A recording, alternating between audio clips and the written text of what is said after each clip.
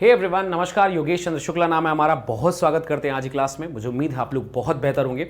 और आज मैं आपको sexual reproduction in flowering plant, पुष्पीय पादपों में जनन के विषय में आज आपको जानकारी देंगे कि इनमें एक सबसे बेहतरीन प्रक्रिया परागण आखिर क्या होता है। ये डायग्राम आप देख ही पा रहे होंगे कि इसमें तितली आखिर इस फूल में कर क्या रही है और इससे असल में क्या प्रक्रियाओं का जन्म होता है। इन सभी विषयों में अपन बात करने वाले हैं। तो सबसे बेहतरीन प्रक्रिया और सबसे आसान भाषा में मैं आज आपको बताता हूं। परागण एक बड़ा प्रक्रिया है, लेकिन फिर भी आपको थोड़ा सा मैं डिटेल में समझाता हूं कि परागण क्या होता है। देखो, जब भी किसी पुष्प को समझना हो तो अगर आप पुष्प के एक डायग्राम को बनाएंगे तो आप ये समझेंगे कि पुष्प का सबसे ऊपरी भाग जो है वो वर्तिकाग्र कहलाता है। उसके बाद एक नली होती है और नली का एक आधार होता है। ये आधार जिस भाग से लटका हुआ रहता है उसे हम पुष्पाशन कहते हैं।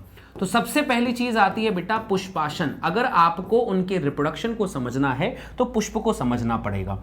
इसके बाद ये वाला जो भाग होता है इसे हम कहते हैं बेटा जी अंडाशय। बहुत शॉर्टकट समझिएगा इसको, अंडाशय।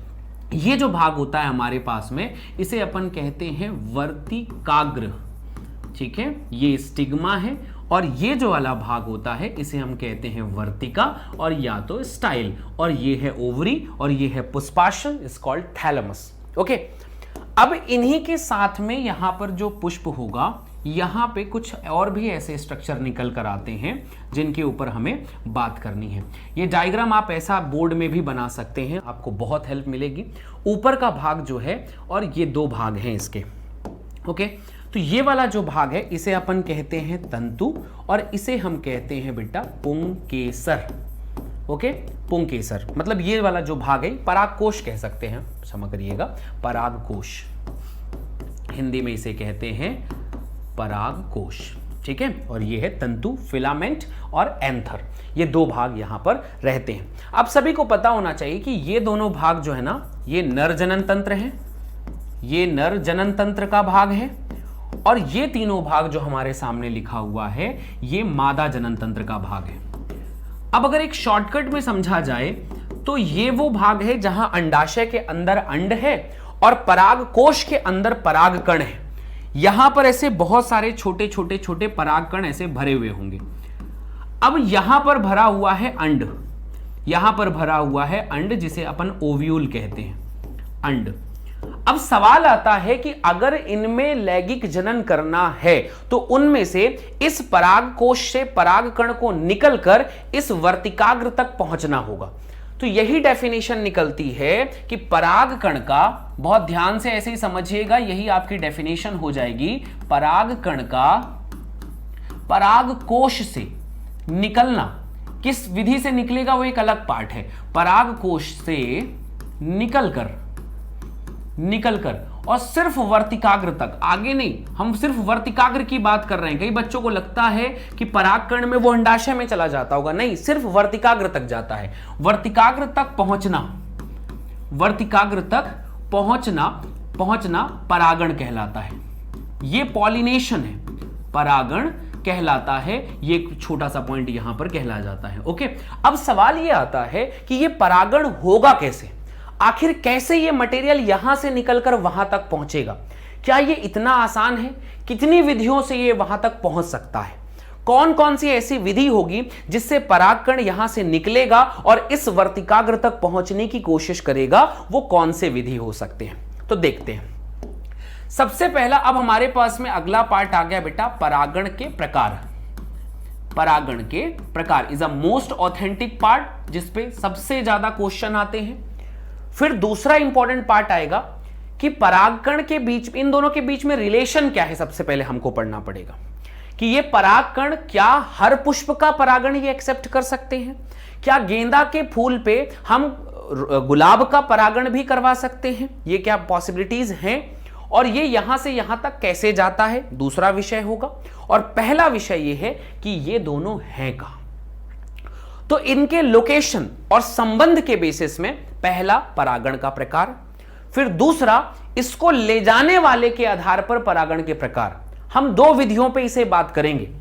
पहली विधि होगी इनका रिलेशन, कि ये जो परागकण जा रहा है और ये जो वर्तिकाग्र उसे एक्सेप्ट कर रहा है, उनका रिलेशन, संबंध कैसा है। इस पर एक प्रकार बनाएंगे।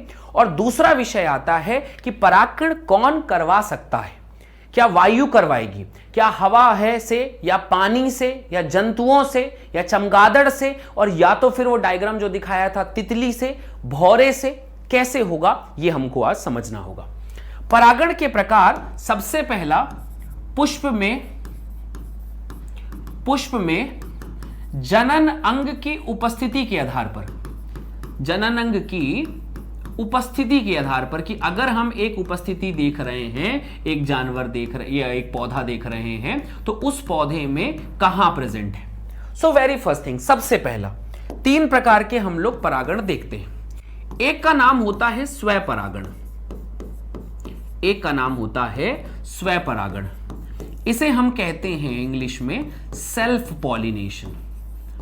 अब सेल्फ पॉलिनेशन का एक मेथड ये है कि हमारे पास एक पुष्प है, हमारे पास एक पेड़ है, मान लो ये पौधा है, इस पे एक पुष्प है, पुष्प पे पुष्पाशन है, पुष्पाशन पे परागनली है, परागनलिका में वर्तिकाग्र है, और यहां पर हमारे पास में परागकोश है, यहां पर हमारे पास में परागकोश है।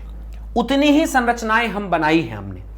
अब ये परागकोश यहां से गिरे, परागकण निकला, और निकलने के बाद यहां पहुंच गया।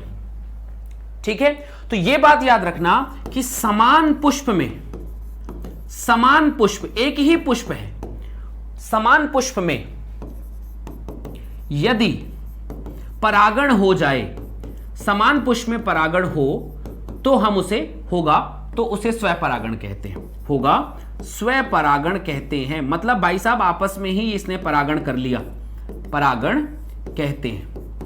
ये पहली बात हो गई, समान पुष्प में ही परागण करते हैं, 7 पुष्प साथ में ही परागण कर लिया।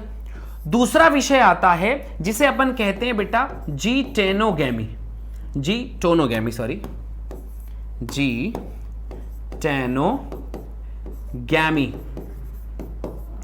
जीटेनोगैमी का मतलब यह होता है कि इसे हम कहेंगे अनुन्मूलीय परागण, अनुन्मूलीय, मतलब इसे जीटेनोगैमी, अभी इसको ऐसा कह सकते हैं कि मान लो जीटेनोगैमी ही कहना, इसको हिंदी में भी यही कहना और इंग्लिश में भी आप कह सकते हैं जीटेनोगैमी। Okay, so all done.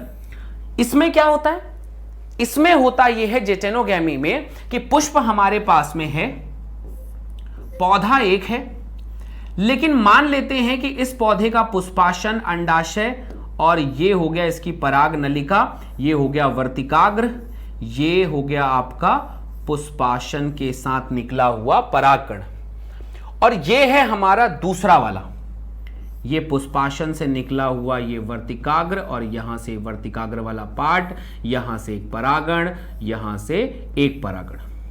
अब सपोज करो कि पौधा एक है, पौधा एक है, लेकिन मान लेते हैं कि यहां से परागण उड़ा होगा और ये उड़ उड़कर यहां चिपक गया।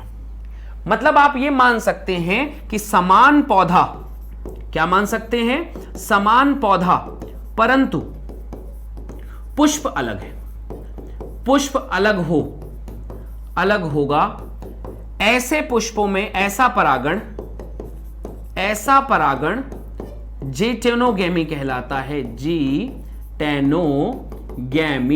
कहलाता है। तो ये कार्यक्रम यहां पर होता है कि ये ऐसा कहलाता है। इस प्रकार से सवाल में एक पूछा यह जाता है कि देखने में तो आपको ये पर परागण लग रहा है कि कोई इसको ला रहा है, लेकिन असल में ये स्वपरागण है। ठीक है, तो आपको यह बताना है कि आनुवांशिक पदार्थ समान होने पर यह लगता तो स्वपरागण है, टेक्निकली यह स्वपरागण है, परंतु दिखता जो है ये पर परागण है। दिखता, क्योंकि माध्यम की आवश्यकता होती है, दिखता पर परागण है। आपको देखने में लगेगा कि दूसरे का परागण होगा, परंतु है ये स्वपरागण, क्योंकि दोनों का जब पौधा समान है तो आनुवांशिक पदार्थ भी समान होंगे, और आनुवांशिक पदार्थ समान है तो ये स्वपरागण ही होगा। तीसरी विधि होती है जिसे अपन कहते हैं ज़ेनोगैमी। ज़ेनोगैमी का मतलब होता है जिसे अपन कहेंगे पर परागण। भाई साहब, पर परागण का मतलब यह है कि ये एक पौधा है, इसका कोई एक पुष्प है, पुष्प का पुष्पाशन है, ये पराग नलिका है, ये वर्तिकाग्र है, और ये जो है इसका पुष्पासन है।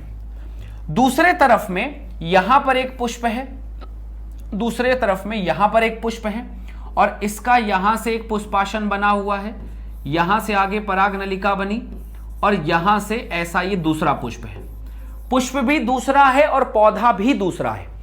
ऐसे में अगर मान लेते हैं कि इसका परागकण जो है, मान लेते हैं इसका परागकण यहां से गिरा, ये गया और यहां इसने परागण कर लिया, तो ऐसे केस में जब मान लेते हैं दो अलग अलग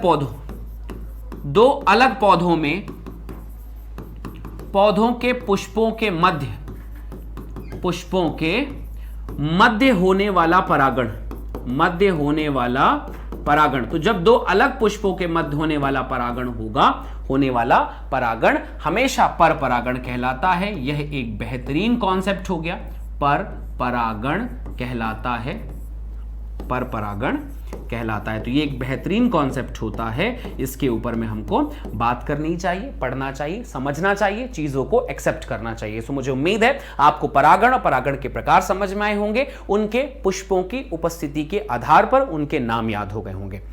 अब हम जो पढ़ने वाले हैं नेक्स्ट क्लास में, नेक्स्ट सेशन पे हम ये देखेंगे कि परागण कौन कौन करवाता है, इसकी क्या क्या फायदे हैं, इससे हम कैसे आगे बात कर सकते हैं। उससे पहले मैं आपको बता दूं, यदि आप बोर्ड क्लास में हैं और आप पढ़ने की बड़ी इंपॉर्टेंट चाहते हैं तो हमने कक्षा 12वीं के लिए एक जबरदस्त बैच लॉन्च की है। अगर आपकी पढ़ाई में कहीं पे भी खलल है, कहीं पर भी आप अच्छे से नहीं कर पा रहे हैं, मेहनत नहीं कर पा रहे हैं, तो ये आपके पास एक आखिरी मौका है और अब आपको जागना ही होगा और इसके लिए आपको आखिरी बार के लिए तैयार ही रहना होगा। ये एक बैच है जिसका नाम है आखिरी बार। आपके बोर्ड एग्जामिनेशन की जबरदस्त तैयारी होता है। ये बैच स्टार्ट हो रहा है 1 जनवरी से और 1 जनवरी से ये बैच ऑन द फ्लोर होगा। उससे पहले आप अपने आप को रजिस्टर्ड कर सकते हैं। इस क्लास की सबसे खास बात बताऊं कि हर चैप्टर का 1 शॉट लेक्चर मिलेगा आपको। हर चैप्टर को पढ़ने के लिए अब आपको 4, 5, 6 दिन नहीं लगेंगे, एक ही बार में 2-3 घंटे का एक लेक्चर मिलेगा, पूरा चैप्टर उसमें खत्म होगा। दूसरी बात, हर उसके 2 सैंपल पेपर मिलेंगे ताकि आप अच्छे प्रिपरेशन कर सके और हर चैप्टर के टॉप मतलब पूरा ओवरऑल मिला के टॉप 500 क्वेश्चन के पीडीएफ भी आपको मिलेंगे इस बैच में। यह हिंदी मीडियम माध्यम की सबसे बड़ी और सबसे जबरदस्त बैच है जिसमें सबसे बेहतरीन टीचर आपको यहां पर पढ़ाने वाले हैं, जिसमें विपिन सर और गोपाल सर आपको इसमें फिजिक्स पढ़ाएंगे, पूजा मैम और मैं बायोलॉजी पढ़ाएंगे, विक्रम सर केमिस्ट्री पढ़ाएंगे, दीपक सर और जेके सर आपको मैथमेटिक्स पढ़ाएंगे, भूमिका मैम आपको इसमें इंग्लिश पढ़ाएंगी। ये बैच है, इसको आप कूपन कोड यूज कर सकते हैं DNVAR और ये बैच असल में है 1999 रुपए की। जितने फीचर्स हैं उसमें 1999 रुपए भी कम है, पर आपके लिए यह बैच 999 रुपए में फ्लोर पे होगा, 999 रुपए के लिए। लेकिन ये ऑफर सिर्फ 1 जनवरी तक सीमित है, इसलिए 0124715850 पे कॉल करिए और अपने आप को रजिस्टर्ड कर सकते हैं एक जबरदस्त बैच में। शुरू के 500 बच्चों के लिए इसमें एक बोनस होगा। शुरू के 500 बच्चे जो होंगे उन्हें हम free very very very important objective questions के आपको पीडीएफ देंगे। So thank you so much. अपना बहुत ध्यान रखना। वीडियो पसंद आई हो तो हिट लाइक बटन, अपने दोस्तों के साथ शेयर करिए कि बताइए क्या आपको परागण पता है और आपको नेक्स्ट क्लास में बताना है कि आखिर कैसे भौरे ने फुलाया फूल। ये शब्द है, आपको मुझे इस पे जवाब देना है और मुझे आपको बताना है कि अगर भौरे ने फूल खिलाया है तो वह किस प्रकार का परागण होगा। क्या वह स्वपरागण होगा, क्या वह पर परागण होगा। कमेंट सेक्शन पे आंसर दे दीजिए और हमारे चैनल को सब्सक्राइब करिए। Thank you so much. अपना बहुत ध्यान रखना।